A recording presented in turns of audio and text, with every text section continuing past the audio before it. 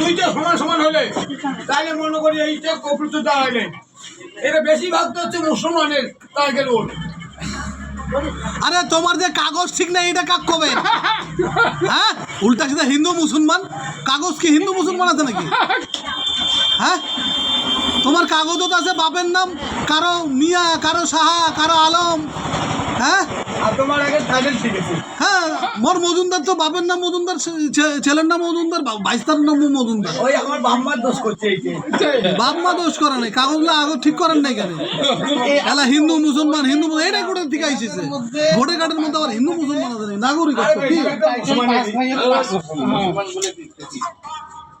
ঠিক করে দিতে হবে এই চান্সে। হ্যাঁ, ঠিক করতে হবে। কোনো কারো কিছু হবে না তো কে বলছে? বাদ গেছে কি? ভালো হবে মুসলমান বাদ গেছে কিছুই হবে না ওগুলা।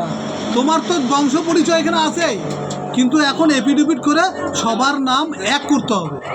এক টাইটেল যদি মিয়া থাকে সবাই মিয়া করো। হ্যাঁ আধুনিক যুগে পরিবর্তন হও। আরে নিয়ে দিয়ে বাদ দিয়ে সব একটা ঢালা দিয়ে দিলে আর নাহলে সব এখন নিচে।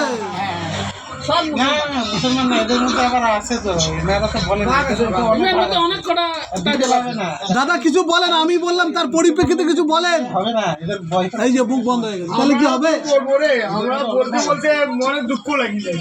কিসের দুঃখ? খালি দুঃখ একটাই মুসলমানের বলে বাদ দেবে। চিন্তা করো, কাগজ চাষ ভুল আছে, এই এর কি দোষ?